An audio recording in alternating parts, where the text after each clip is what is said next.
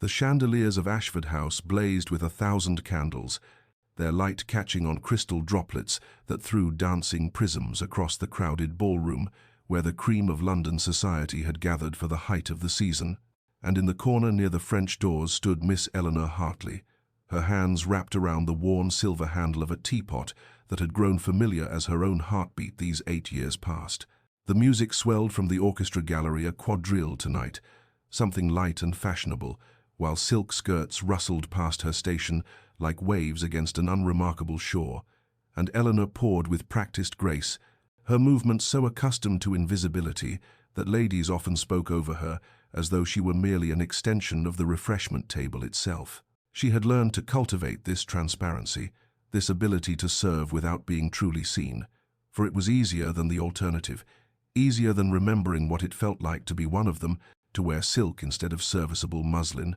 to dance instead of pour, to be courted instead of commanded. The weight of the teapot strained her wrist, and she shifted it carefully, mindful of the fine bone china cups arranged before her, each one worth more than her monthly allowance from the Dowager Lady Pemberton, who had offered Eleanor this position out of old friendship with her mother, and perhaps some lingering guilt for not intervening when Eleanor's father had faced his financial ruin. 8 years had passed since that catastrophe, 8 years since Eleanor had last waltzed across a ballroom floor with hope in her heart and suitors vying for her hand, and now she was 26, firmly on the shelf, even if she had possessed the fortune and connections to aspire to marriage, which she most decidedly did not. A young debutante approached, all pink cheeks and thoughtless confidence, and requested tea without meeting Eleanor's eyes, and Eleanor murmured, "Of course, miss," in the pleasant, neutral tone she had perfected, the tone that conveyed deference without personality, service without soul. The girl swept away without acknowledgement, and Eleanor returned the teapot to its stand, her fingers aching slightly from the heat that seeped through the handle despite the cloth wrapped around it. She permitted herself a moment to survey the ballroom, this glittering world that had once been hers and now existed beyond an invisible but impenetrable barrier, and her gaze swept across the dancers, the matchmaking mamas, the peacocking gentlemen, until a sudden stir near the entrance made her pause. The Duke of Northmere had arrived, newly returned from his estates in the north, and the crowd parted for him like the Red Sea for Moses, every unmarried lady and her mother tracking his progress with the focused intensity of hunters sighting prey, and Eleanor felt something twist in her chest. Not hope, never hope, for she had learned that lesson too thoroughly, but perhaps an echo of old grief, a reminder of dreams long since buried beneath the weight of silver teapots and service and survival. Alexander Ashford, Duke of Northmere, moved through the crowd with the practiced ease of a man born to command attention. His dark hair caught the candlelight as he inclined his head to acknowledge greetings, and Eleanor observed from her corner station that he possessed the bearing of someone who carried great weight with apparent effortlessness, though she thought she detected something in the set of his shoulders that spoke of weariness, of duty shouldered for so long it had become indistinguishable from identity. He was perhaps in his early 30s, tall and broad-shouldered in his evening clothes, and within moments of his arrival, the matrimonial machinery of the ton had engaged with ruthless efficiency, as ambitious mothers steered their daughters into his path with the subtlety of generals deploying troops, and Eleanor watched the familiar dance unfold, remembering with a sharp pang when she too had been one of those hopeful girls, when her own mother had guided her toward eligible gentlemen with gentle encouragement rather than calculation. The Duke accepted a glass of champagne from a passing footman and surveyed the ballroom with an expression Eleanor could not quite read, something between resignation and carefully maintained interest, and she found herself wondering what it must be like to be pursued so relentlessly, to know that every smile directed at you concealed an agenda, every conversation a subtle negotiation for position and alliance. Lady Pemberton herself approached him, drawing forward her niece, a pretty blonde thing who curtsied with practiced grace, and the Duke bowed with equal formality before leading the girl onto the floor for the next set, and Eleanor turned her attention back to her teapot as a dowager with an imperious manner demanded Earl Grey with lemon, speaking to Eleanor as though she were deaf as well as invisible. She poured with steady hands, murmuring the appropriate responses, but her gaze drifted back to the dancers despite herself, watching the Duke move through the figures of the quadrille with mechanical precision, his face a mask of polite attention while his partner chattered brightly. And something in that performance of duty resonated with Eleanor's own careful maintenance of propriety, her own daily theatre of cheerful service that concealed the grief she carried like a stone in her chest. 8 years ago, she had worn primrose silk to a ball much like this one, her hair dressed with real flowers, her dance card filled before she had been there half an hour, and she had believed with the certainty of youth that her life would unfold according to the expected pattern: a good match, a comfortable home, children, the quiet satisfactions of a life well lived within society's prescribed boundaries. Then her father's investments had collapsed, the whispers had begun, the suitors had evaporated like morning mist, and within 3 months her father had taken his own life in his study, while her mother wept in the parlor. And Eleanor's world had shattered so completely that sometimes she still felt the sharp edges of that breaking, still woke expecting to find herself in her girlhood bedroom only to remember. The quadrille ended, the Duke escorted his partner back to her mother, and as he turned toward the refreshment area, Eleanor found herself looking directly into his eyes across the crowded ballroom, and for a moment that seemed to stretch impossibly long their gazes held, his dark and unreadable, hers surely revealing too much of the melancholy she worked so hard to conceal, and then a matron stepped into her line of sight demanding tea, and when Eleanor looked again, the Duke had turned away, accepting another introduction to another eligible young lady, and the moment passed as though it had never been, leaving Eleanor to wonder if she had imagined that brief connection, that flash of something she could not name in a stranger's eyes. Weeks passed in the familiar rhythm of Eleanor's circumscribed existence, each day following the pattern she had established over these 8 years of reduced circumstances, and her mornings were spent in the dowager's private parlor, where she helped with correspondence,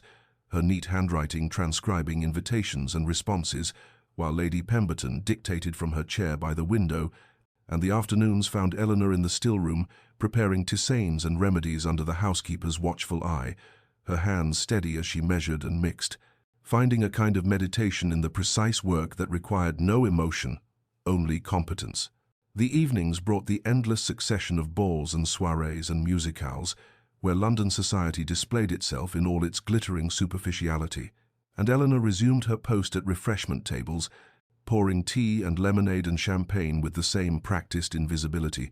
her movements so automatic she could perform them while her mind drifted elsewhere, into memories or to the poetry she read late at night when sleep eluded her, and the small room in the servants' quarters felt like both sanctuary and prison. The Duke of Northmere appeared frequently at these gatherings, his presence causing the usual flutter among the matchmaking set, and Eleanor told herself she did not notice the small moments that accumulated like coins in a purse, the way he requested tea from her table, specifically even when other refreshment stations stood closer, the quiet, "Thank you," he offered, with actual eye contact rather than the absent dismissal most guests provided, the brief nod of acknowledgement that suggested he saw her as a person rather than a piece of furniture. She dismissed these instances as coincidence, as the natural courtesy of a gentleman raised with proper manners, for she had learned 8 years ago the terrible cost of hope, had felt it shatter in her chest when her father's disgrace had transformed her overnight from eligible young lady to unmarriageable burden, and she would not, could not, allow herself to imagine significance in a duke's politeness to a woman who served his tea. Mary, the lady's maid who had become Eleanor's only true friend in this household, noticed what Eleanor tried so hard to ignore, and one night, as they prepared for bed in the servants' quarters, Mary observed with characteristic directness that the Duke seemed to seek out Eleanor's station with remarkable consistency, but Eleanor shook her head firmly and insisted it meant nothing, that gentlemen of his rank did not concern themselves with women of her situation, and even if they did, it was never with honourable intentions, and she had her pride if nothing else. Her room was small but her own, a luxury in the crowded servants' quarters, and it held her few possessions, her mother's locket which she wore always against her heart, the 3 books she had managed to keep when everything else had been sold to pay her father's debts, a shawl her mother had knitted during the last winter of her life before grief had consumed her entirely. At night, when the house finally quieted and the candles burned low,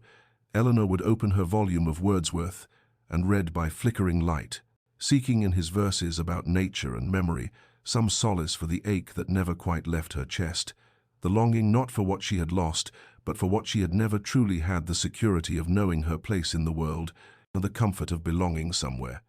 The simple human need to be seen and known and valued for herself rather than her utility. The garden party at Richmond unfolded under a summer sun that hung heavy and golden in a cloudless sky,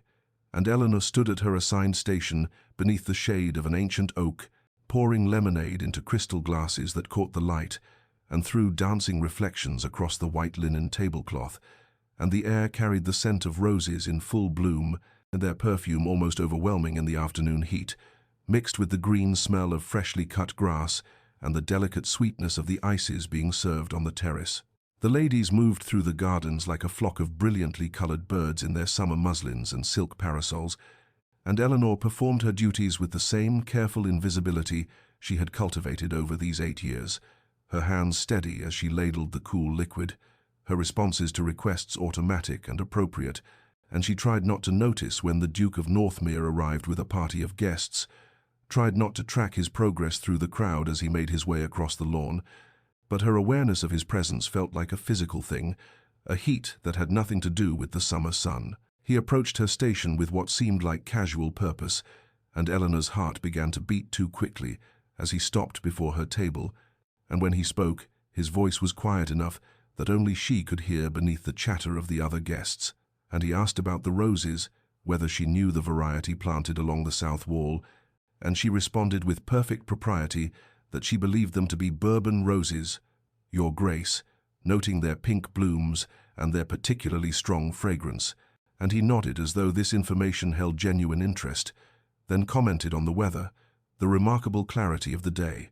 and Eleanor agreed that it was indeed fine, though she felt the absurdity of this ordinary exchange even as she participated in it. For he spoke to her as though she were a person whose opinions might matter, as though she were someone worth conversing with, rather than simply a servant to be directed. Other servants had begun to notice. Eleanor could feel their gazes on her back, and she knew there would be whispers later in the servants' hall, a speculation, and perhaps resentment that she had somehow drawn the Duke's attention. And when he finally moved on with a slight bow that was entirely inappropriate to their relative stations, Eleanor found herself trembling slightly as she poured lemonade for the next guest, her carefully maintained composure shaken by the simple fact of being addressed as though she mattered. That evening, after the guests had departed and Eleanor was helping to clear the refreshment tables, the Dowager Lady Pemberton called her aside to the small drawing room where they sometimes worked on correspondence, and the older woman's expression was kind but serious, as she suggested gently that Eleanor should not mistake a gentleman's courtesy for any deeper interest, that the Duke was known for his impeccable manners and his consideration toward all people regardless of station, but that such kindness should not be misinterpreted, and Eleanor assured her with perfect sincerity that she harbored no illusions, that she understood her place and would never presume beyond it. But that night, alone in her small room with the single candle burning low on her writing table, Eleanor allowed herself tears that she had not permitted in years, and they were not tears of hope or foolish romantic fancy, for she knew better than to hope for what could never be, but rather tears for the reminder of all she had lost, for the sharp contrast between what she had been and what she had become, and the gap between those two versions of herself felt unbridgeable, vast as an ocean, and she wept quietly into her pillow for the girl who had once believed the world held promise, for the woman who now poured lemonade at garden parties and was grateful for even that small measure of security, and when the tears finally stopped, she felt hollowed out and exhausted, but also somehow cleansed, as though she had acknowledged a grief she usually kept carefully locked away. Autumn arrived with its characteristic melancholy, the leaves turning gold and crimson in the London squares, and the air carrying that peculiar scent of decay and transformation that marked the season's passage, and by all reasonable expectations, the Duke of Northmere should have departed for his estates weeks ago, for the season had ended, and duty called him to oversee the harvest and attend to matters of land and tenants that required a master's presence, yet he remained in London with no explanation offered to the curious society matrons who whispered behind their fans about his unprecedented lingering. Eleanor noticed his continued presence at the gatherings that still occurred in this quieter time of year, smaller affairs and musicales, and intimate dinners, where the refreshment service required less staff, but still demanded her attendance, and she felt increasingly unsettled by his constancy, by the way her heart would betray her with its quickened beating whenever he entered a room, and she told herself firmly that his remaining in town had nothing to do with her, that surely a duke had business concerns and social obligations that kept him here, that she was foolish and vain to imagine herself any part of his considerations. At a musicale held in Lady Morrison's drawing-room on a particularly fine October evening, Eleanor stood at her station during the intermission between performances, pouring wine into delicate crystal glasses, while the guests rose from their chairs and stretched and conversed in the low murmur that passed for polite conversation, and she was reaching across the table to refill the decanter, when Lady Cecilia Hertford approached with a small group of her particular friends, young women whose beauty was matched only by their cruelty, and Eleanor had served Lady Cecilia many times over the years, and knew to expect nothing but dismissive rudeness. But what happened next transcended mere rudeness into deliberate malice. Lady Cecilia accepted the glass of wine Eleanor offered, her smile sharp and cold, and then with a laugh that sounded like breaking glass, she tilted her wrist and let the dark red liquid spill across the front of Eleanor's plain grey dress, the wine soaking into the fabric and spreading like blood, and her friends tittered behind their fans, while Lady Cecilia said with false concern that, "Oh dear, how clumsy the servants were these days. Perhaps Eleanor should take more care in her duties." Eleanor felt the familiar hot shame rise in her chest, but years of practice allowed her to maintain her composure perfectly, and she curtsied and apologized as though the fault were indeed hers, as though she had somehow caused a guest to pour wine on her, and she murmured that she would retire immediately to clean the stain, and assured Lady Cecilia that there was no harm done, and she turned with as much dignity as she could summon and made her way toward the servants' corridor, feeling the weight of curious stares following her progress across the room. In the hallway beyond the drawing-room, away from the eyes of the guests, Eleanor finally allowed herself to stop and take a shaking breath, and she looked down at the ruined dress and felt tears prick at her eyes, not for the dress, which was old and plain, but for the deliberate humiliation, for the reminder that she existed at the mercy of those who could wound her with impunity, and she was raising her hand to brush at the wine stain when a voice behind her made her freeze. The Duke of Northmere stood in the corridor, and his expression was thunderous in a way Eleanor had never witnessed,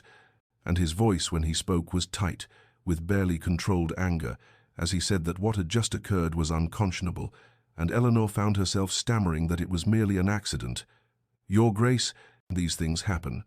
But he cut her off with a sharp gesture and said, in a tone that brooked no argument, that they both knew perfectly well. It was not an accident, and the air between them felt charged with something dangerous and electric. Eleanor found she could not hold his gaze, could not bear the anger she saw there on her behalf, for she had no right to his defense, and his championship only made her situation more precarious, and she whispered that she must go, that she needed to change her dress, and before he could respond she fled down the corridor toward the servants' area, her heart pounding and her hands trembling, and her mind spinning with confusion and fear, and something else she dared not name. The Duke stood alone in the dim hallway for a long moment after she disappeared, and he felt something shift in his chest, some final barrier crumbling,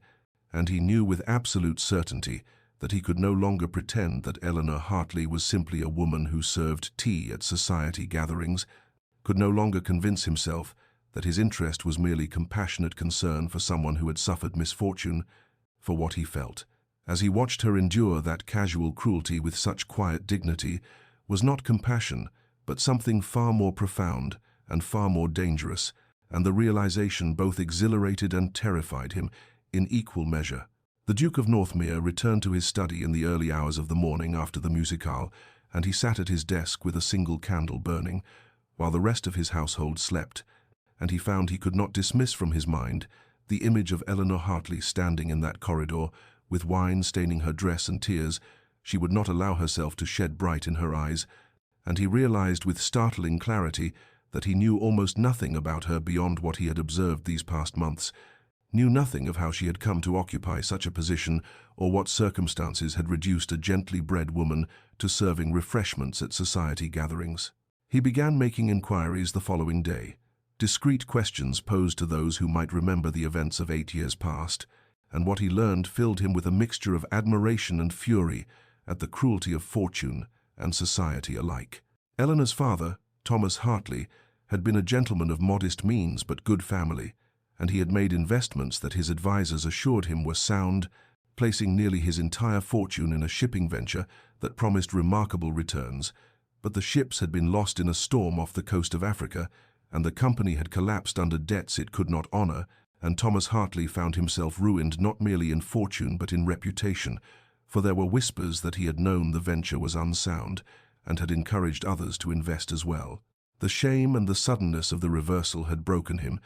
and one morning his valet had found him in his study with a pistol in his hand, and his life ended by his own action, and Eleanor's mother had lasted barely 6 months after that, grief consuming her until she simply faded away like a candle burning down to nothing.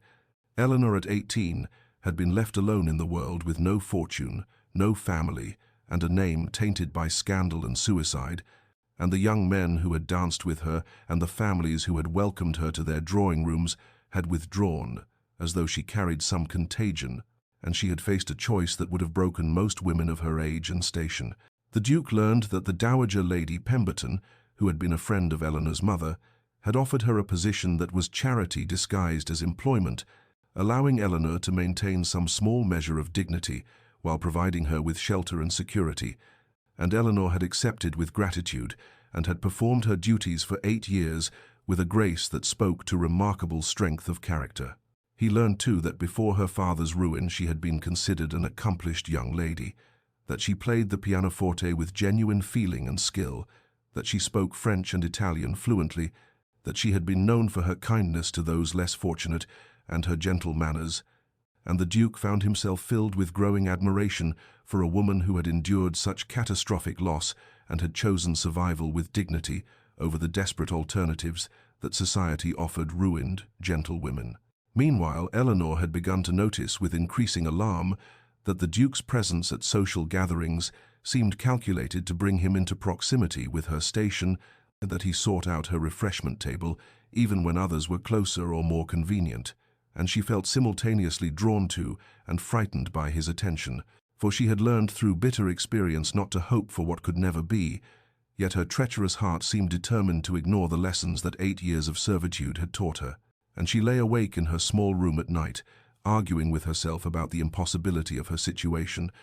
while some foolish part of her insisted on remembering the warmth in his eyes and the anger he had shown on her behalf, and she knew that such thoughts were dangerous and could only lead to further pain, yet she could not quite suppress the unwanted stirring of feeling that his continued kindness provoked. The rain began as a whisper against the windows of Lady Morrison's townhouse on an evening in late October, and by the time the guests had assembled in the ballroom for what was promised to be an evening of exceptional dancing,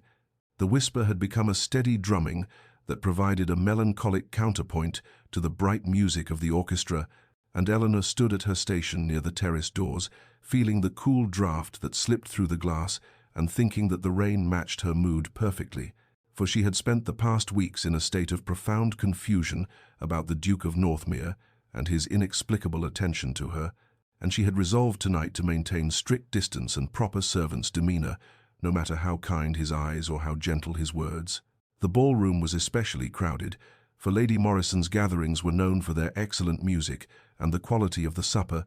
and Eleanor found herself constantly pouring wine and lemonade and answering questions about the refreshments while trying to remain as invisible as possible, and during a particularly energetic country dance, when the dancers were occupied and the guests gathered near the musicians to watch,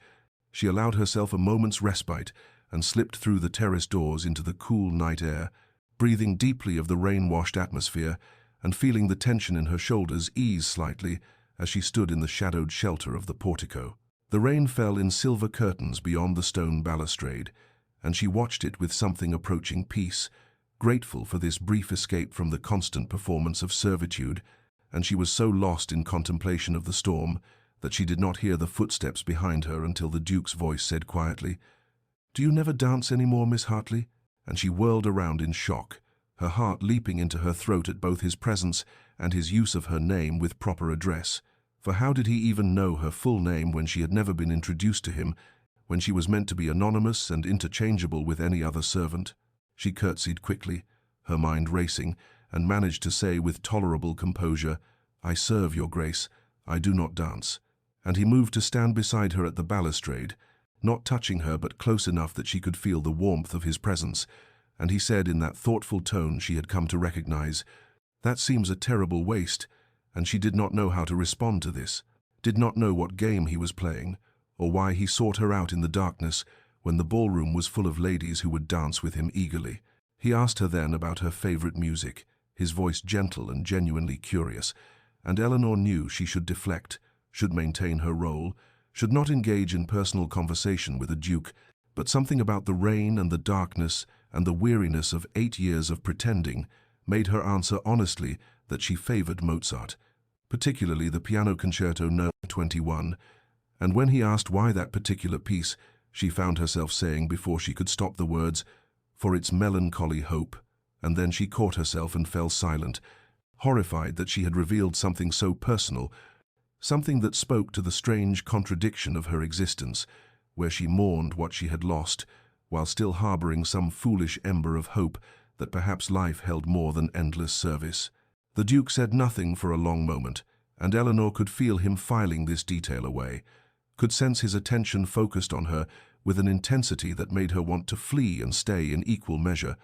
and the rain intensified around them, drumming harder against stone and earth, and they stood in companionable silence that felt both dangerous and oddly peaceful, and Eleanor knew that propriety demanded she return inside,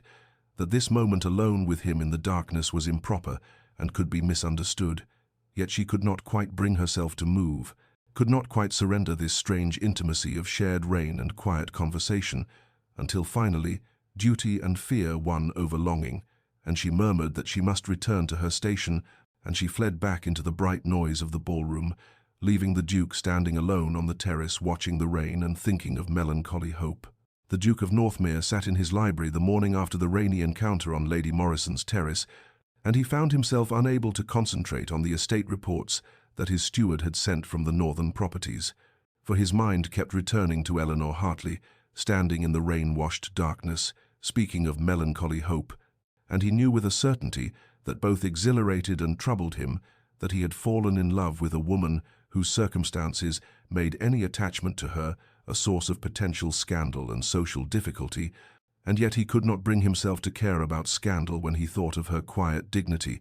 and the strength it must have taken to endure 8 years of servitude with such grace. He was expected to marry well. This he knew with the clarity that came from a lifetime of ducal responsibility, expected to choose a bride from among the appropriate candidates whose bloodlines and fortunes would consolidate estates and secure the succession, and his uncle had sent him several letters detailing the virtues of various young ladies who would make suitable duchesses, but when Alexander thought of the girls he had danced with during the season, he found them all vapid and tiresome compared to Eleanor's substance and genuine character, and he realized that he had been performing the rituals of courtship without any real engagement of his heart, until he had begun to notice the woman who served tea at the refreshment tables. He sent a note to his closest friend, Lord Carrington, requesting his presence that afternoon,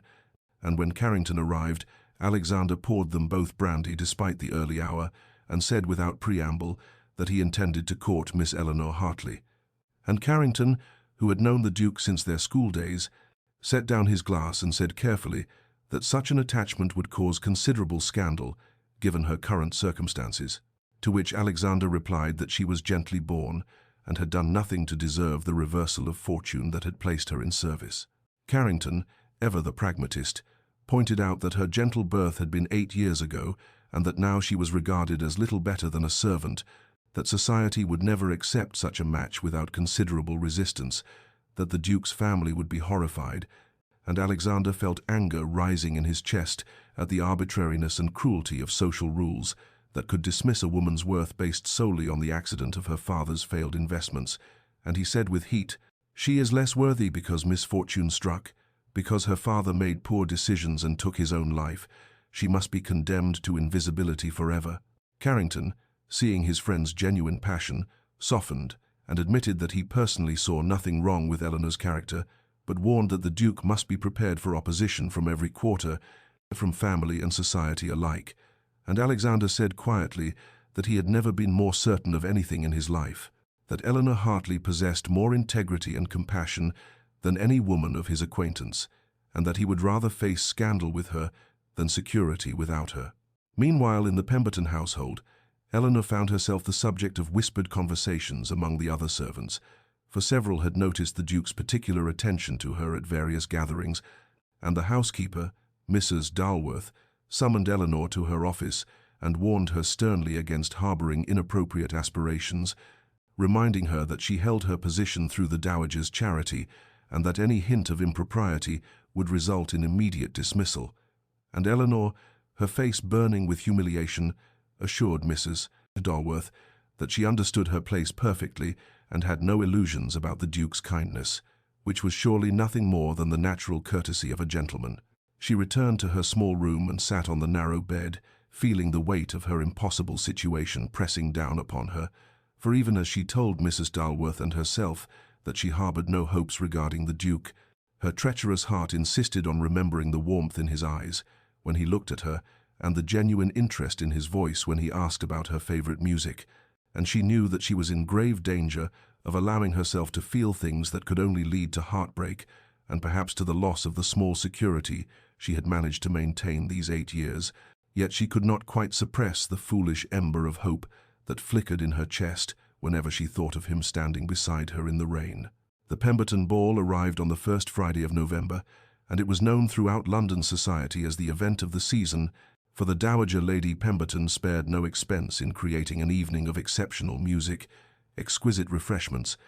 and an atmosphere of refined elegance that made every other hostess in the city green with envy, and Eleanor had been given the responsibility of managing the entire refreshment service, which meant coordinating 3 other servants, ensuring the flow of champagne and wine and lemonade never faltered, and maintaining the elaborate display of delicacies that graced the tables in the dining room. And she had spent the entire day in preparation, her hands arranging silver trays and crystal glasses until they gleamed in the candlelight. Her mind focused on the 1,000 details that would make the evening run smoothly and reflect well upon the Dowager who had shown her such kindness. The guests began arriving at 9 o'clock, and Eleanor watched from her position near the refreshment tables as the cream of society swept through the receiving line in their silks and jewels, the ladies' gowns in shades of rose and cream and pale blue, the gentlemen in their severe black evening dress, and she felt the familiar clench in her chest at the sight of the world she had once inhabited and from which she was now forever excluded. But she pushed the feeling down and focused on her duties, directing the footmen to circulate with trays of champagne, ensuring that the dowagers seated along the wall had easy access to refreshments, maintaining the smooth operation that was expected of her. The Duke of Northmere arrived late, after the first dances had concluded, and Eleanor's heart gave a treacherous leap when she saw him enter the ballroom, tall and dark-haired, and somehow separate from the glittering crowd, despite being very much a part of it, and she watched from beneath lowered lashes as he greeted the Dowager and several other guests, expecting him to move toward the dancing and to select a partner from among the young ladies who were watching him with barely concealed hope, perhaps Lady Cecilia Hertford, who looked particularly beautiful tonight in ivory silk, or Miss Caroline Whitmore, whose fortune and lineage made her an eminently suitable match. But instead, he moved through the room with what seemed like purpose, his eyes scanning the crowd, and Eleanor felt a flutter of panic when she realized he was looking for something or someone, and then his gaze found her at the refreshment table and held, and she saw him begin to cross directly toward her, and every rational thought in her mind screamed that this was dangerous, that she should look away, that she should busy herself with some task. But she found herself frozen in place as he approached. He stopped directly before her table, and she could feel the attention of nearby guests beginning to turn toward them, could sense the ripple of curiosity spreading through the room, and he said in a voice that carried just far enough, "Miss Hartley," and she curtsied automatically, her hands trembling slightly as she murmured, "Your Grace," and the world seemed to narrow to just the 2 of them standing there, while the ballroom held its breath. And then he said, clear and unmistakable, "I find myself in need of a partner for the next waltz," and Eleanor felt the blood drain from her face as silence spread like ripples on still water, guests turning to stare, conversations faltering, the very air seeming to thicken with shock and speculation, and she managed to say through numb lips, "Surely any young lady here would be honored, Your Grace," gesturing vaguely toward the room full of eligible debutantes. But his eyes never left her face as he replied with devastating clarity, "I am not asking any young lady, I am asking you." And the ballroom had gone completely quiet now, the orchestra falling silent between pieces, every eye turned toward the Duke and the servant at the refreshment table, and Eleanor's panic rose like a tide because this was impossible, this was improper, this would ruin them both, and she whispered desperately, "I cannot, Your Grace," and his response came soft but implacable,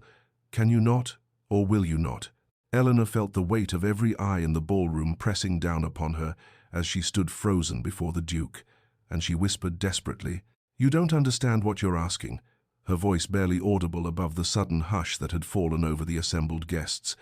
But his response came steady and implacable. "I understand perfectly. I am asking you to dance with me." And then the Dowager Lady Pemberton was there, moving through the crowd with the authority of age and position, in her face a carefully controlled mask that revealed nothing of what she might be thinking, and she said in a tone that attempted diplomacy, "Your Grace, Miss Hartley is in my employ, and surely there are many young ladies who would be more appropriately." But the Duke interrupted her with flawless courtesy and devastating determination. "Then I request your permission to borrow her services for one dance, my lady." And Eleanor felt her mortification deepen, because he had turned the situation into a request that the Dowager could not possibly refuse without giving grave insult to a Duke, and she saw the moment when Lady Pemberton recognized this social trap,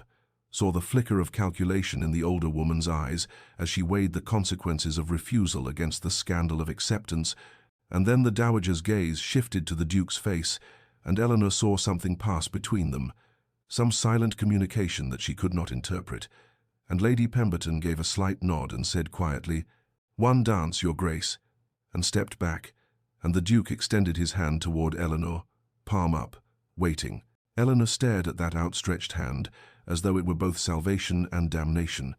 for she could see the strength in those fingers that were weathered from riding and clearly accustomed to hard work despite his privilege, and could see the steadiness of his wrist and the patience in the way he held his arm extended, not demanding but inviting.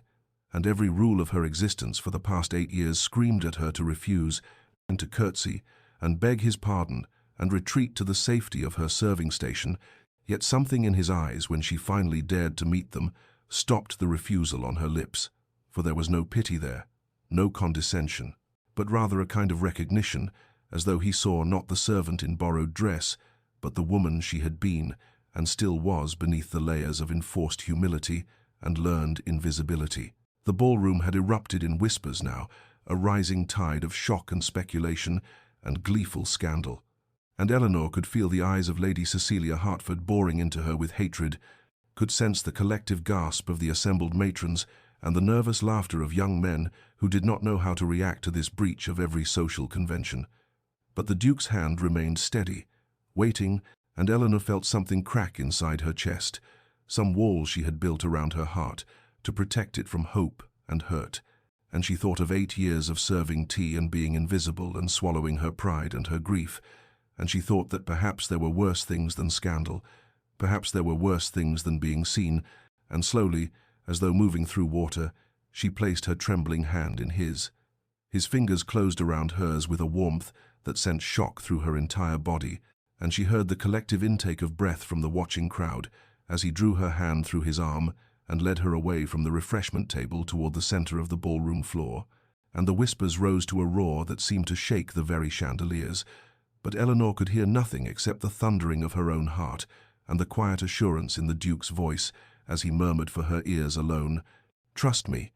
And then he was positioning them for the waltz, and the orchestra, after a moment of confusion, began to play, and Eleanor recognized with a jolt that ran through her like lightning that they were playing Mozart, the waltz from the Piano Concerto No. 21, and the piece she had mentioned to him on Lady Morrison's terrace when she had spoken of melancholy hope, and she understood that he had remembered, had arranged this, had planned this entire impossible moment, and as his hand settled at her waist and he began to lead her into the first steps, Eleanor felt tears prick at her eyes even as her feet remembered movements she had not performed in 8 years, and she knew with absolute certainty that nothing in her life would ever be the same again. Eleanor had not waltzed in 8 years,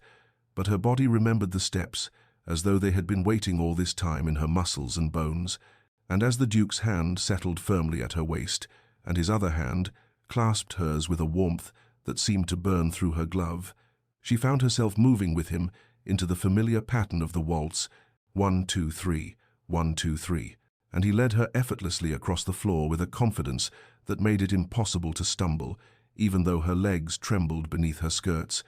and she heard him say quietly, his voice pitched for her ears alone, "You're trembling," and she managed to reply through lips that felt numb, "You're destroying both our reputations." But his response came without hesitation. Perhaps some reputations deserve destruction,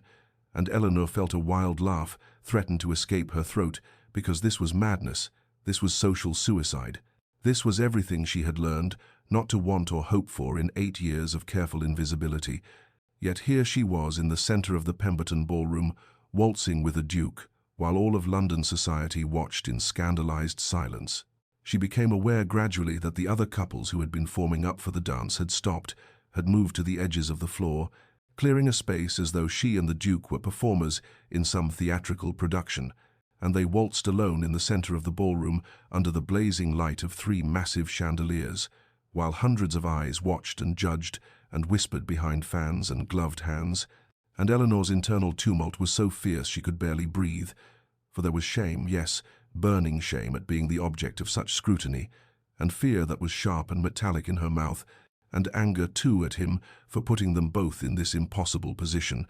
But beneath all of that, rising like floodwater through cracks in a dam, was something else entirely, something she had not felt in so long she barely recognized it, and it was joy, fierce and bright and utterly unexpected,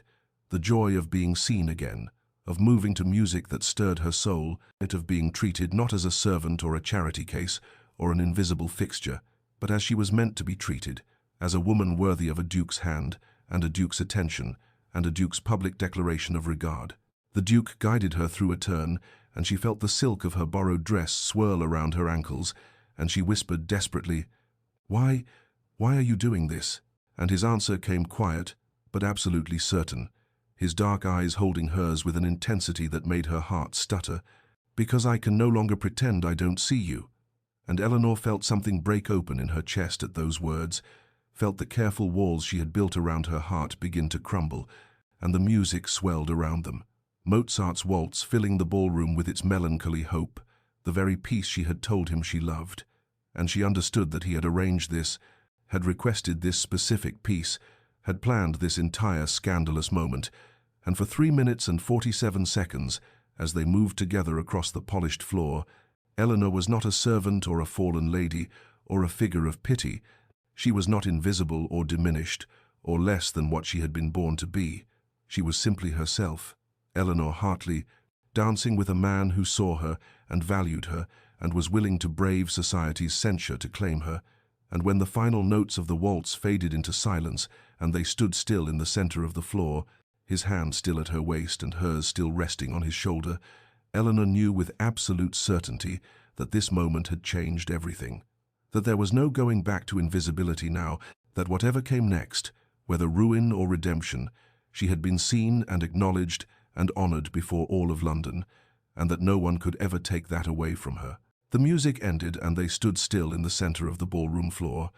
the Duke bowing with the formal precision of his station, while Eleanor curtsied with trembling legs, and the silence that followed was so complete that Eleanor could hear the crackling of candles in the chandeliers above and the rustle of her borrowed dress as she straightened. And for 1 heartbeat, 2, 3, the entire assembly seemed frozen in a tableau of shock. And then Lady Cecilia Hertford's laugh rang out across the ballroom, high and cruel and mocking, and she called out in a voice pitched to carry, "How quaint, Your Grace! Do you dance with all the servants?" And the words hit Eleanor like a physical blow,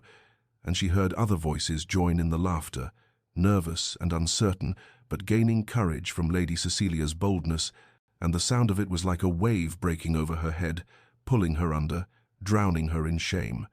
But then the Duke's voice cut through the noise, cold and sharp as winter steel, and he said with all the authority of his title and generations of power, "I dance with ladies, something you might aspire to become, Lady Cecilia." And the laughter died as abruptly as it had begun, replaced by gasps of shock, because no one spoke to Lady Cecilia Hertford in such a manner. Her father was an earl, and her dowry legendary, but the Duke's face was carved from ice, and his eyes held such contempt that even Lady Cecilia took a step backward, and Eleanor felt her face burning with mortification and humiliation, because she had become the cause of this scene, this scandal, this impossible situation, and she could not bear it. She could not stand there one moment longer, with all those eyes on her, judging her, despising her, pitying her, and she dropped into the lowest curtsy she could manage, and whispered, "Excuse me, Your Grace." And then she was moving, walking as quickly as dignity allowed toward the servants' corridor, and she heard the Duke call her name, but she did not stop, could not stop, and she fled through the doorway that led to the back stairs and the kitchens and the world where she belonged, or at least where she had belonged until tonight had shattered everything. The ballroom behind her erupted into chaos, voices rising in scandalized whispers and excited speculation, and Eleanor could hear the Dowager Lady Pemberton's voice, attempting to restore order, attempting to smooth over what could not be smoothed, while somewhere the Duke was surely facing a barrage of questions and criticism. But Eleanor could think of none of that, because she had reached the kitchen, and the servants who worked there were staring at her with expressions that ranged from shock to envy to anger, and Mrs. Cooper, the housekeeper, was upon her immediately, her face red with fury, and she hissed, "What have you done, you foolish, foolish girl, dancing with the Duke as though you were his equal, as though you had any right? You have brought shame on this household and on yourself, and do not think for one moment that this will end well for you." And Eleanor stood there taking the tirade, because what defense could she offer? What explanation could justify what had just occurred? And around her the other servants whispered and watched, and she saw in their faces that everything had changed, that whatever precarious position she had held here was now destroyed. And Mary, her only friend, touched her arm with sympathy, but even Mary's eyes held questions and confusion, and Eleanor knew with absolute certainty that she could not stay here. They could not face tomorrow and the next day and all the days after, when this scandal would be dissected and discussed, and she would be the fallen woman who had dared to dance with a duke. And so later that night, after the ball had ended and the last guests had departed and the house had finally fallen silent, Eleanor packed her few belongings into the worn leather case that had been her father's, and she wrapped her mother's locket in a handkerchief and placed it carefully among her spare dress and her books of poetry, and she knew that come morning she would leave London, would seek a position in the country where no one knew her name or her story, where she could disappear again into the blessed anonymity she should never have allowed herself to leave, because the Duke's impossible gesture, however well-intentioned, had not saved her but had instead destroyed the fragile existence she had built from the ruins of her old life. And Eleanor understood as she fastened the clasps on her case that some endings were not beginnings, that some gestures of kindness were crueler than indifference, and that she had been a fool to feel, even for those 3 minutes and 47 seconds, that she could be anything other than what circumstance had made her. Morning came too soon, and found Eleanor hollow-eyed and trembling as she fastened the clasp on her father's old leather case, her few possessions packed and ready for a departure she had not yet planned, beyond the certainty that she must leave London, must flee before she had to face another day in the Pemberton household, where everyone would know what had happened, where the whispers and sidelong glances would never cease. And she was reaching for her bonnet when Mary appeared at her door, breathless, with news that the Dowager Lady Pemberton required Eleanor's presence immediately in her private sitting room. And Eleanor's stomach turned to ice, because this was the dismissal she had expected, the formal severing of the only lifeline she possessed. And she followed Mary down the servants' stairs with legs that felt wooden and a heart that beat too fast, preparing herself for the loss of even this humble position. But when she entered the Dowager's sitting room, she found the elderly lady seated by the window with her morning tea, and the Dowager's expression was not angry, but rather thoughtful, almost amused, and she gestured for Eleanor to sit and said without preamble, "That was remarkably foolish of you both, and Eleanor opened her mouth to apologize, but the dowager raised one elegant hand to forestall her and continued, "But I have known the Duke of Northmere since he was a boy in short pants, and he is not given to impulsive acts, which leads me to believe that what appeared impulsive was in fact quite deliberate." And Eleanor sat frozen as the dowager revealed that the Duke had called at the house 3 times since dawn, had been turned away each time because it was too early for proper visiting hours, but had left increasingly urgent messages demanding to see Miss Hartley. And Eleanor felt panic rise in her throat like bile, and she said quickly, "I cannot face him. I cannot. He has made my position here untenable, and I must leave London today, this morning, if possible." But the dowager was watching her with those sharp eyes that had seen 8 decades of human folly and heartbreak, and she said gently, "Child, I suspect he intends to make your position something else entirely." And Eleanor stared at her in disbelief, because surely the dowager could not mean what those words implied. Surely no one could be so foolish as to imagine that a duke would, that he could possibly. But the dowager leaned forward and took Eleanor's cold hands in her own warm ones and said, "You may choose to run, or you may choose to hear what he has to say, but understand this. Eleanor, you cannot run from yourself. You cannot run from what happened last night. And you cannot run from the fact that the Duke of Northmere waltzed with you before all of society because he chose to, because he wished to, because he has been watching you these many months and has come to some decision about you." And Eleanor felt tears burning behind her eyes because this was hope. Terrible, unwanted hope. And hope was the cruelest thing of all, because hope could be destroyed, and she had learned that lesson so completely 8 years ago when her world collapsed. But the dowager was still speaking, was saying, "I will not force you to see him, but I will tell you that in 40 years of navigating society, I have never seen a man look at a woman the way the Duke looked at you last night. And if you run now, you will spend the rest of your life wondering what might have been." And Eleanor sat there torn between the instinct to flee and something else. Something fragile and frightened that whispered, perhaps this once, perhaps against all odds and reason. And finally she heard herself say in a voice barely above a whisper, "I will see him." And the dowager smiled and rang for a servant, and sent word that the Duke of Northmere would be received in the morning room at 11 o'clock. And Eleanor had exactly 43 minutes to compose herself before facing the man who had either ruined her life or was about to transform it entirely. The Duke arrived precisely at 11 o'clock, and Eleanor heard his footsteps in the entrance hall below, heard the butler's murmured greeting and the sound of the morning room door opening, and her hands were trembling so violently that she had to clasp them together in her lap, as she sat in the chair the dowager had indicated, with Mary stationed discreetly in the corner as chaperone and the door left properly open, and then he was there in the doorway, tall and imposing in his dark coat, his hair slightly disheveled, as though he had run his hands through it repeatedly, and his eyes found hers immediately with an intensity that made her breath catch. And the dowager rose with a rustle of silk and said, "Your Grace, I shall be in the drawing-room should you require anything." And then she swept out, leaving them alone but for Mary's presence. And Alexander crossed the room in 3 strides and stopped before Eleanor's chair. And before she could rise, before she could curtsy or speak or do any of the things propriety demanded, he said in a voice rough with emotion, "I love you." And Eleanor felt the words strike her like a physical force, felt her sharp intake of breath and the sudden racing of her heart, and she managed to say, "Your Grace, you cannot." But he interrupted with fierce conviction, "I can, I do, I have these past months." And he began to speak then, words tumbling out as though he had been holding them back too long, and he told her of watching her at countless gatherings, of seeing her grace under humiliation that would have broken a lesser soul, of observing her kindness to those beneath her station, even when she herself had nothing, of admiring her quiet dignity in circumstances that would have made others bitter or cruel, and Eleanor sat frozen listening to him describe her as though she was someone worthy of admiration, someone valuable and good, and she tried to protest, tried to say, "But the impossibility, the scandal, your duty to your name and title." And he leaned forward with his hands gripping the arms of her chair and said, "My duty is to choose a duchess who will stand beside me with integrity and compassion, and I have found her."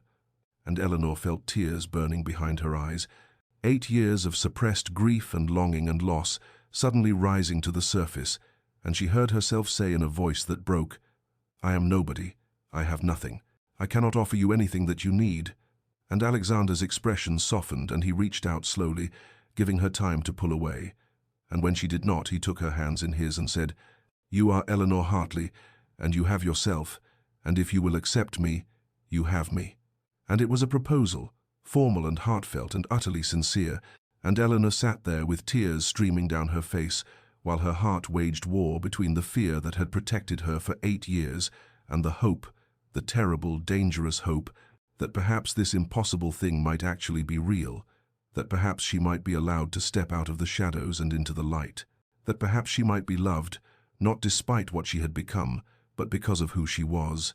And she looked into his eyes and saw no pity there, no condescension, only a steady certainty that both terrified and compelled her. And she knew that this moment would define the rest of her life, that whatever she chose now would echo through all her remaining days, and the choice, impossible as it seemed, was somehow the easiest and hardest thing she had ever done. Eleanor sat very still with her hands clasped in Alexander's warm grasp, and felt the weight of 8 years pressing against this moment, and she knew she must speak the truth even if it meant losing him, and so she drew a shaky breath and said, "I cannot be what you need, Your Grace. I have no dowry to bring to this union, no connections that would benefit your estates, no political alliances or social advantages, nothing of value except myself, and that is not enough for a duke." And she watched his face, expecting him to acknowledge the reality of her words, but instead he released her hands and slowly, deliberately, lowered himself to his knees before her chair, this powerful man who commanded respect from peers and servants alike, now kneeling at her feet, and he said with quiet intensity, "You bring yourself, Eleanor, and that is all I require. That is everything I require." But she could not let him dismiss the obstacles so easily, and she pressed on with rising desperation. "Society will never accept me. They will say I am the servant who trapped a duke through cunning or manipulation. They will whisper that I schemed and planned and waited for my opportunity. Your family will hate me for bringing scandal to your name, your sister and your uncle, and all those who depend on the dignity of your title, and your mother." But he interrupted her gently. "My mother is dead these 10 years, and if she had lived, she would have loved you for the very qualities that I love, for your strength and your compassion, and your grace, under circumstances that would have destroyed a lesser soul." And Eleanor felt her resistance beginning to crumble like a wall worn down by relentless waves. And Alexander continued speaking, and she heard in his voice something she had not expected, a vulnerability that matched her own, and he told her of his isolation, of the loneliness that came with his position, of moving through society surrounded by people, yet feeling utterly alone, because no one saw him as simply a man. They saw only the duke, the title, the estates, the power, and he said that her quiet strength had awakened something in him that he had thought lost forever, had reminded him that connection was possible, that true partnership existed beyond strategic marriages and social maneuvering, and he reached up and brushed away a tear that had escaped down her cheek and said, "I do not need a society ornament to hang on my arm at balls and display at court. I do not need a woman who will smile and curtsy and say all the correct things while feeling nothing. I need a partner who understands both privilege and privation, who knows the value of compassion because she has suffered, who can stand beside me not as an accessory but as an equal." And Eleanor looked into his eyes and saw reflected there not the impossible fantasy she had feared, but something real and honest and terrifying in its sincerity, and she whispered the truth that had been holding her captive. "I am afraid." And his response was immediate and gentle. "So am I, Eleanor, so am I. But I would rather be afraid with you than certain without you. I would rather face scandal and whispers and social censure with you at my side than spend the rest of my life in lonely propriety without you." And in that moment Eleanor understood that courage was not the absence of fear, but the choice to move forward despite it, and she felt something shift deep within her chest, felt the armor she had built around her heart, these 8 years beginning to crack and fall away, and she knew that she stood at a crossroads where one path led to safety and solitude, and the other led to risk and possibility and love, and the choice, impossible as it had seemed moments before, was suddenly clear. Eleanor's acceptance came not as a dramatic declaration, but as a quiet yes, barely more than a whisper. Yet it seemed to fill the morning room with sudden light, and she watched Alexander's face transform with relief and joy so profound that she felt tears spilling down her cheeks again. And he rose from his knees and pulled her gently to her feet and held her hands as though they were something precious and fragile, and for a long moment they simply stood there, while Mary discreetly pretended to examine the curtains, and the morning sun streamed through the windows, illuminating dust motes that danced in the air like tiny stars. But then reality began to intrude upon this perfect moment, and Eleanor felt the weight of practical obstacles pressing in, and she said softly, "Your family, Alexander, and your sister and your uncle who controls part of the estate, they will never accept this. They will see me as an interloper and a fortune hunter." And he acknowledged the difficulty with a slight nod, but said, "They will come to know you as I do," though Eleanor could hear the uncertainty beneath his confidence, and she insisted then with quiet determination, "We must do this properly, not as a scandal to be whispered about in drawing rooms, but as a legitimate courtship. I will not have people say that you were trapped or manipulated, or that I schemed my way into your affections." And Alexander agreed, though she could see it pained him to contemplate months of enduring society's whispers and cuts when he wanted nothing more than to marry her immediately. And they began to plan then, with Mary summoned, to fetch the dowager, and when Lady Pemberton returned and heard their intentions, she settled into her chair with a thoughtful expression and said, "If we are to do this, we must be strategic. The Duke will court Eleanor openly, but we must establish her not as a servant, but as a lady under my sponsorship, a distantly connected family friend who has been staying with me." And Eleanor started to protest that such a fiction would be transparent, but the dowager held up her hand and continued, "It is not entirely a fiction, child, for I have kept a secret these 8 years out of respect for your mother's wishes and your own pride, but the time for such discretion has passed." And she revealed then what Eleanor had never known, that Eleanor's mother had been her cousin, a connection the dowager had deliberately downplayed to protect Eleanor from the additional humiliation of wealthy relations, watching her reduced circumstances. But now this revelation changed everything, because it meant Eleanor was not merely gentry, but connected to one of the most respected families in England. And Alexander seized upon this with barely contained triumph, saying, "You see, Eleanor, you are not the nobody you believed yourself to be." Though Eleanor felt oddly numb at this news, because part of her wanted to be loved for who she was, without the validation of family connections. But she understood that society required such justifications, and if this truth would ease their path, then she would accept it. And the dowager began making plans immediately, speaking of social rehabilitation and careful positioning, and which hostesses might be approached first. And Eleanor sat listening to her future being mapped out, and felt the first stirrings of hope that perhaps this impossible thing might actually come to pass, that she might step out of the shadows, not through deception, but through the simple truth of who she had always been, beneath the servant's dress and downcast eyes. And when Alexander finally took his leave that afternoon, with promises to call again the next day, Eleanor stood at the window watching his carriage depart, and touched her lips where he had kissed her hand in farewell, and she thought that perhaps courage was not the absence of fear, but the willingness to reach for joy, even when every past experience whispered that such reaching would only lead to pain. The months of courtship unfolded with the slow deliberation of winter's arrival,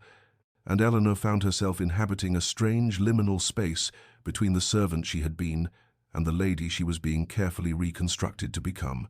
And Alexander called upon her with unwavering regularity, arriving each Tuesday and Friday afternoon at precisely 3 o'clock,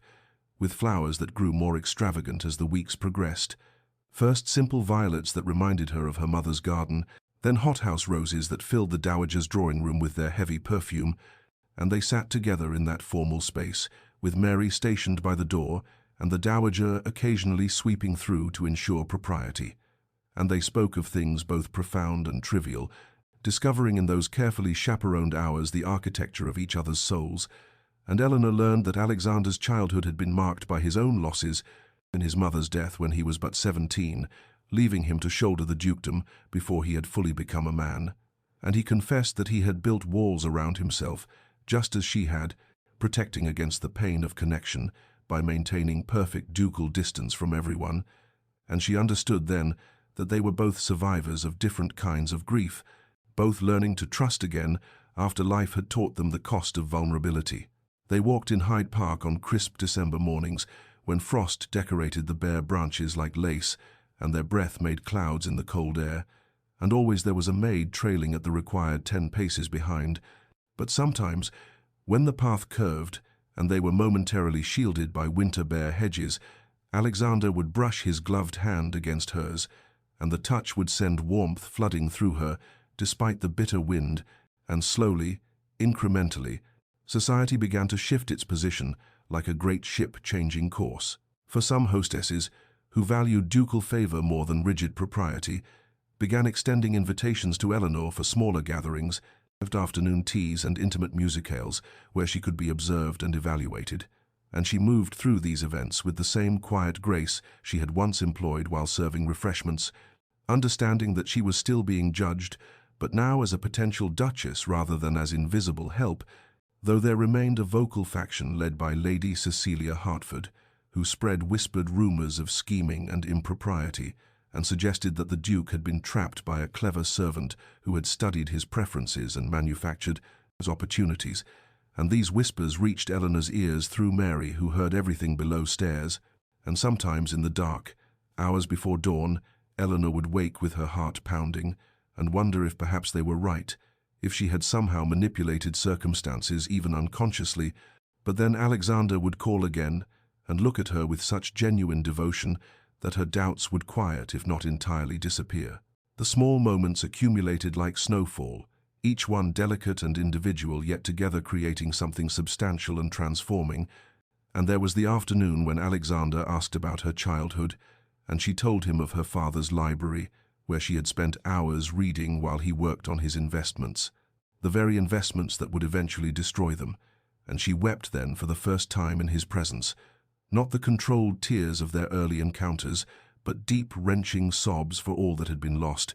and he had held her hand and said nothing, because he understood that some griefs required no words. And there was the evening at the Dowager's, when Eleanor played pianoforte for the first time in 8 years, her fingers finding the keys of Mozart's Concerto No. 21,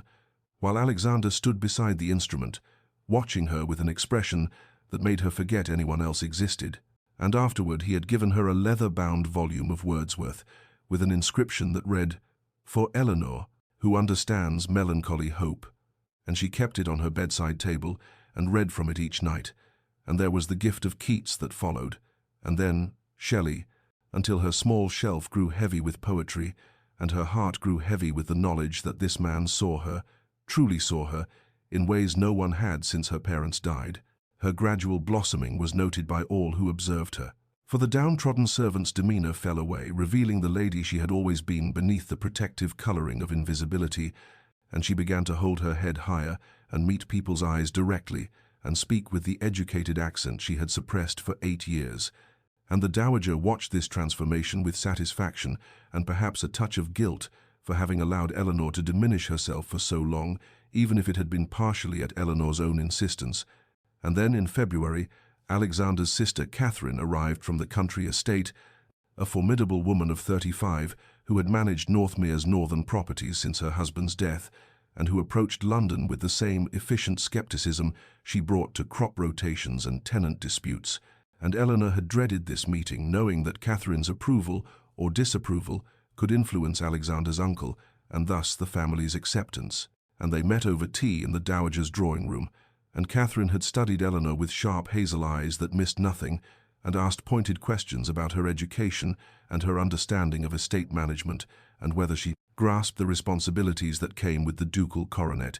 And Eleanor had answered honestly, admitting her ignorance of many practical matters, but expressing her willingness to learn, and her understanding that a duchess served not just her husband, but all those who depended on the estate. And something in her sincerity must have reached Catherine, because the older woman's expression had softened slightly, and she had said, "At least you are not one of those simpering debutantes who thinks being a duchess means wearing jewels and ordering servants about." And later Eleanor overheard Catherine speaking with Alexander in the hallway, her voice carrying through the partially open door as she said, "She is not what I expected, Alex. She has substance, and I think perhaps she understands you in ways that matter more than bloodlines." And Eleanor had pressed her hand to her chest and felt hope flutter there, like a caged bird beginning to sense the possibility of flight. And she understood that she was winning this battle inch by inch, conversation by conversation, that society's acceptance would not come in a dramatic reversal, but through the slow accumulation of these small victories. And as winter began its gradual retreat toward spring, she allowed herself to believe that perhaps, impossibly, she and Alexander might actually build a life together that society would eventually, if grudgingly, accept. Spring arrived with an almost defiant beauty, as though nature herself conspired to bless what society still debated, and the crocuses pushed through the last patches of snow in the dowager's garden, while Alexander prepared to formalize his intentions before his family, and Eleanor understood that this gathering at Northmere House would determine whether their courtship could proceed toward marriage, or whether familial opposition would force Alexander to choose between duty and desire, and she dressed with trembling hands in a gown of pale blue silk that the dowager had commissioned, simple yet elegant and appropriate for a lady of modest means meeting her potential in-laws, and the carriage ride to Northmere seemed both too long and too short, and Alexander met her at the entrance with an expression that attempted confidence but could not quite hide his own apprehension, and he led her to the library where his uncle Lord Ashford sat in judgment beside the fire, a man of perhaps 60, with steel-grey hair and eyes that assessed Eleanor with the same scrutiny he might apply to a business contract, and Catherine was there as well, offering Eleanor a small, encouraging nod, and the interrogation began with deceptive politeness, as Lord Ashford asked about her lineage, and Eleanor recited what she knew of her father's family and her mother's connection to the dowager, watching the uncle's face for signs of approval or dismissal, and finding only careful neutrality. And then he asked the question she had been dreading. "And what fortune do you bring to this union? Miss Hartley, what estates or investments or connections that might benefit the duchy?" And the room fell silent, and Eleanor felt the weight of 8 years of poverty and invisibility pressing down upon her shoulders. But she met his gaze directly and said with quiet dignity, "I bring nothing but myself and my love for your nephew, Lord Ashford. I have no dowry, no property, no financial value to offer, and if that makes me unsuitable, then I will withdraw now rather than bring discord to your family." And she began to rise from her chair, but Catherine's voice stopped her, firm and clear. "Uncle, perhaps that is precisely what Alexander needs, someone who loves him for himself rather than for his title or his fortune, someone who has known both privilege and privation and can therefore understand the responsibilities that come with great wealth." And Alexander moved to stand behind Eleanor's chair, his hand coming to rest on her shoulder in a gesture of solidarity that breached propriety but spoke volumes. And Lord Ashford studied them both for a long moment before his stern expression softened almost imperceptibly, and he said, "I have watched my nephew these past months become more himself than I have seen him since his mother's death, and if you are the cause of that transformation, Miss Hartley, then perhaps you bring more value than any dowry could provide." And Eleanor felt tears pricking her eyes as the family's grudging acceptance settled over the room like a benediction, and 3 days later the announcement appeared in the Times. The Duke of Northmere to wed Miss Eleanor Hartley, cousin to the Dowager Lady Pemberton, and society erupted in a cacophony of reactions, ranging from romantic approval to scandalized disapproval, and the drawing rooms buzzed with speculation, and Lady Cecilia led a vocal faction that insisted the match was beneath the Duke's station. But then word came from the palace that the Queen herself had heard the tale and expressed approval of a love match based on character rather than convenience, and this royal benediction silenced most of the criticism, though some continued to whisper. And Eleanor found herself transformed in society's eyes, from invisible servant to duchess to be, a liminal position that afforded her both deference and scrutiny, yet she insisted on maintaining her friendship with Mary and the other servants who had shown her kindness during her years of servitude, and this caused some raised eyebrows among the haute ton, but endeared her to many who saw in her behavior a genuine compassion that transcended class boundaries. And she understood that she was being watched and judged and measured against an impossible standard. But Alexander's steady presence beside her gave her courage to face each social engagement, and as the weeks progressed toward their wedding date, she began to believe that perhaps she might actually inhabit this new role, that the girl who had served tea for 8 years might transform into a duchess who served with grace and compassion, and she thought of her mother and father and hoped they would be proud of who she had become, through all the trials that had seemed at the time like nothing but loss and diminishment. And she realized that sometimes the breaking of one life makes space for the building of another, and that the courage to accept love when it arrives unexpected is perhaps the greatest transformation of all. The wedding morning arrived draped in the golden light of early June, that perfect clarity that seems to exist only in England's brief summer, when the world holds its breath between spring's promise and summer's fullness. And Eleanor woke in the dowager's guest chamber to find Mary already laying out her wedding gown, the Brussels lace cascading like sea foam over the bed's counterpane, and she touched the delicate fabric with trembling fingers and thought of all the impossible distance between the girl who had served tea 8 years ago and the woman who would today become a duchess. And Mary fastened her mother's pearls around her throat, the only jewelry Eleanor possessed that had survived her family's ruin, and she looked at herself in the mirror and saw not the invisible servant or the frightened debutante, but someone new entirely, someone who had been broken and remade, and who carried both experiences like dual strands of the same necklace and the carriage ride to street. George's Hanover Square seemed to exist outside of time, the streets lined with curious onlookers who had heard the romantic tale and wanted to witness the servant who would become a duchess, and Eleanor felt their stares, but no longer with shame, only with a quiet acknowledgement that her story had become something larger than herself, a tale that would be told in drawing rooms and servants' halls alike. And then she was standing at the church entrance with the dowager who would give her away in lieu of her long-dead father, and the organ swelled into life and the doors opened, and she saw the gathered hundreds of society and servants mingled together in a way that would have been unthinkable at any other wedding.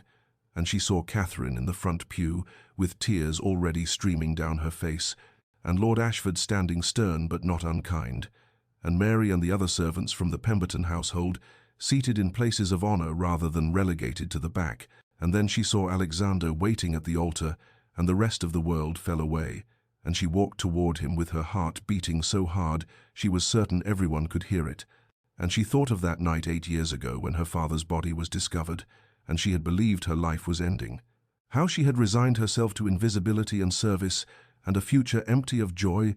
and now she walked toward impossible happiness, wearing lace and pearls, and carrying roses that smelled like her mother's garden. And when she reached Alexander, he took her hand, and she felt the slight tremor in his fingers, and understood that he too was moved beyond his usual composure, and they spoke their vows clearly before God and society, and anyone else who cared to judge, promising to love and honor and cherish until death parted them. And when Alexander placed the ring on her finger, he leaned close and whispered, "I love you," so only she could hear, and they were pronounced man and wife. And the church erupted in applause that would have been scandalous at a more conventional wedding, and the reception at Northmere House unfolded like a dream, Eleanor moving through the receiving line with the same grace she had once employed, while serving refreshments, but now as the hostess rather than the help, and she made certain to speak with every servant present, and to thank them with genuine warmth that came from understanding exactly what their labor meant. And when the orchestra began the first dance, Alexander led her to the floor, and the opening strains of Mozart's waltz filled the air, the same piece they had danced to that scandalous night months ago. And this time when they waltzed, they were not alone, but surrounded by well-wishers, yet Eleanor felt the same fierce joy of being seen and valued and loved, and she understood that this was the completion of a circle that had begun in heartbreak and ended in healing. And later, as their carriage pulled away from Northmere House toward the country estate where they would spend their wedding journey, Eleanor looked back at the ballroom windows glowing with candlelight and remembered standing at the refreshment table in that very room, serving tea to people who never saw her, and she thought of how impossible it would have seemed then that she would leave as a duchess, as Alexander's wife, as someone who had been found worthy of love, despite having nothing to offer but herself. And she leaned her head against Alexander's shoulder as the carriage rolled through the summer twilight, and felt the weight of the past 8 years lift like morning fog, burning away in sunlight. And she understood that sometimes the longest journeys are not measured in miles, but in the distance between who we were and who we become, and that the bravest act is not enduring suffering but accepting joy when it finally arrives. 5 years had passed since that June wedding, 5 years that had transformed Eleanor Hartley from invisible servant to the Duchess of Northmere, and now she stood in the grand ballroom of Ashford House, hosting the autumn ball, with an elegant assurance that seemed as natural as breathing, though she alone knew how hard-won that grace had been, and she moved through her guests with Alexander at her side, his hand occasionally touching the small of her back in that proprietary gesture that still sent warmth through her even after all this time. And upstairs in the nursery their daughter slept, 3-year-old Charlotte with her father's dark hair and her mother's grey eyes, a child who would never know what it meant to be invisible or diminished. And Eleanor paused near the refreshment table and noticed the young woman serving tea, perhaps 20 years old, with careful movements and downcast eyes that Eleanor recognized with a sharp pang of memory, and she approached and spoke gently. "What is your name, my dear?" And the girl startled and curtsied hastily. "Miss Anne Weston, your grace."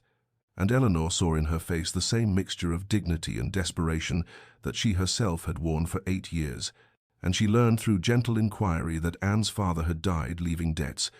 that her mother lived with relatives in the country, that Anne served the dowager out of necessity rather than choice, and Eleanor's heart ached with recognition. And later that evening she spoke quietly to the dowager and ensured that Anne would receive an invitation to the next gathering, not as a servant, but as a guest, a small act of grace that cost Eleanor nothing, but might mean everything to a girl who had forgotten what it felt like to be seen as a person rather than furniture. And Alexander watched his wife with that expression of profound love and pride that had never diminished in 5 years of marriage,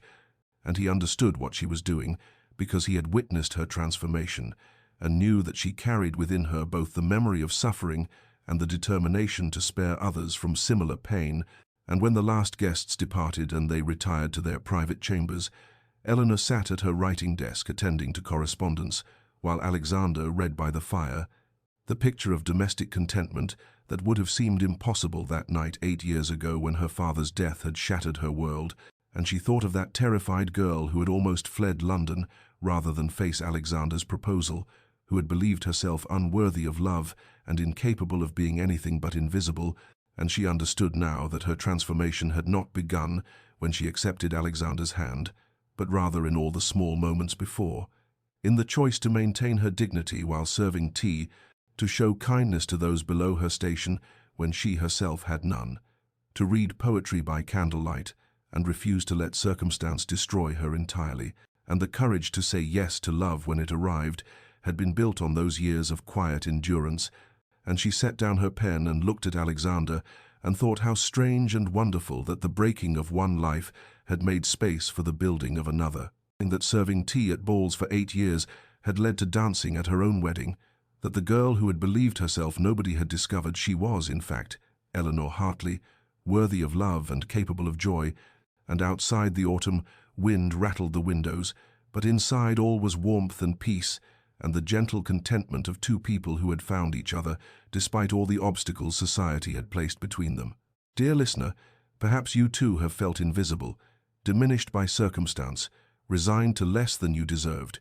and perhaps you have stood at your own refreshment table serving those who do not see you, carrying the weight of loss and disappointment, and the fear that joy will never find you again. Know this, you are seen, even in your quiet moments of service and sacrifice. Even when the world treats you as though you were furniture rather than flesh and blood, someone sees you and recognizes your worth. Love, when true, recognizes worth that society overlooks. It sees beneath the surface to the dignity and courage that sustain you through your darkest hours. Sometimes the bravest act is not enduring suffering, but accepting the good we believe we don't deserve, opening our hands to receive the joy we've convinced ourselves can never be ours. Eleanor's transformation began not when she said yes to the Duke, but when she chose to see herself as he saw her, worthy and valuable and deserving of joy.